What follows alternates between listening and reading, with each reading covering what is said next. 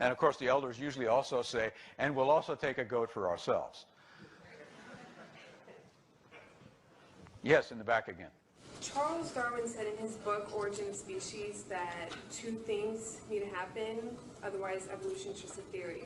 He said that there needs to be the transition fossils, and he said that there needs to be simple building blocks and in all living things. And clearly, as science has evolved, we see that cells are not simple. So my question is why should we base the validity of all of our life's beliefs on a theory? Well, that's a pretty big question, and it's a good question. I would start with actually contesting what you said that Darwin said. That's number one. I don't think he said it in those words, but let's not quibble over that. Let's go directly to the last word you used, because people use it all the time. Evolution is just a theory, right? That's the crux of it. Okay. You ever heard of gravitational theory? Works pretty well. How about the germ theory of disease? You see, in science, we use the term theory in a different way. It's not somebody's wild idea. You could even argue that it was Darwin's, but it's been tested scientifically. It's been demonstrated to have happened. Evolution is a fact. It's not a theory. There is evolutionary theory, and that is the body of fact and observation that we can impose, we can bring to bear on the question of how things evolve. Let's take your building block example for that, right?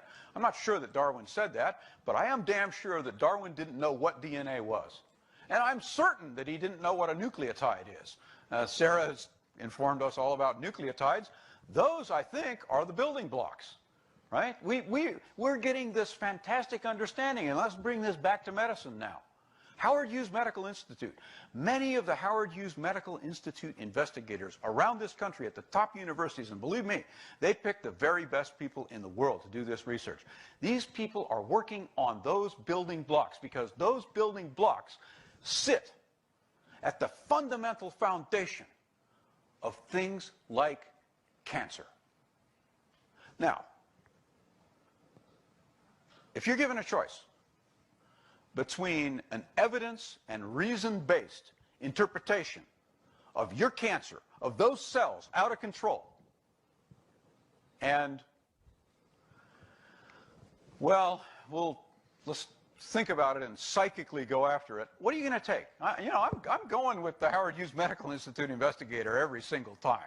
Right? That's pretty much demonstrated to be the way to go. And so it is with evolutionary biology. That is a part, medicine is a part of this grander, overarching evolutionary biology. It just means that we scientists have looked at this from every angle. And as you can see from listening to us during these lectures, we're pretty critical people. That critical element of science is always there, because you can always level it against a colleague and say, whoa, you blew it there. Darwin blew it there, and Darwin did blow it in a number of cases. He didn't know anything about heredity. He thought it was blending. We now know it's particulate. It's the particles. Those are the building blocks. But look how beautifully that merges into his understanding of natural selection. Look at the predictions that are made. Look at the prediction we made about a single valley in Africa where we start with Abdullah on top and we step back through time, through a series of forms with smaller brain cases and bigger faces all the way back to a creature that is not a chimp and not a human.